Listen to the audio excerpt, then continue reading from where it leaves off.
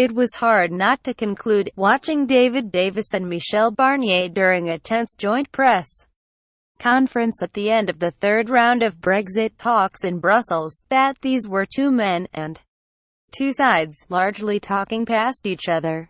For the ever-upbeat Brexit secretary, concrete progress had been made. He listed some smaller, discrete areas to do with citizens' rights, and the UK was being substantially more flexible and pragmatic than the EU.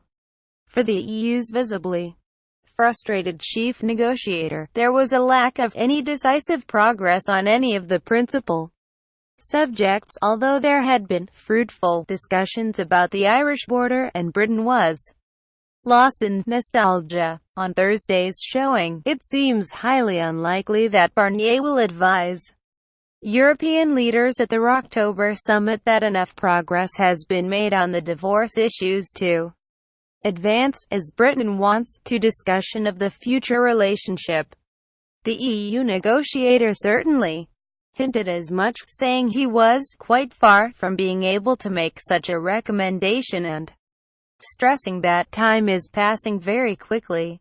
Just 2 rounds of negotiations remain before the summit. At the heart of the standoff is the conviction that Barnier and the 27 states he has a legal mandate to represent have plainly formed that, despite all the warnings at the start of the Brexit process, Britain still aims to have its cake and eat it.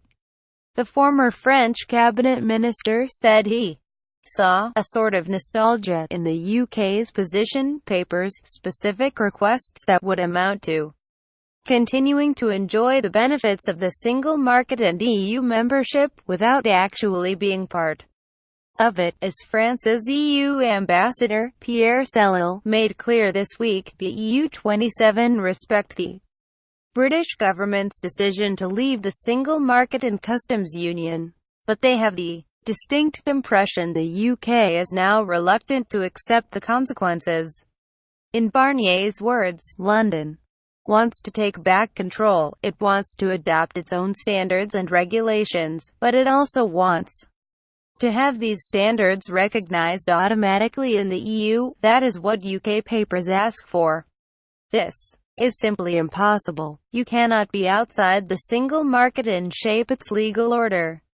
The single market, the EU capacity to regulate, to supervise, to enforce our laws, must not and will not be undermined by Brexit. It is this perception of the UK's cherry-picking and cake-eating intentions that led the EU this week to quite brutally dismiss the dozen or so British policy papers produced so far as unsatisfactory. To European eyes, most of the papers merely outline an array of options, while those presenting firm positions appear to urge the preservation of the status quo, and some, as with Britain's high-tech and trust plan for the Irish border, are magical thinking.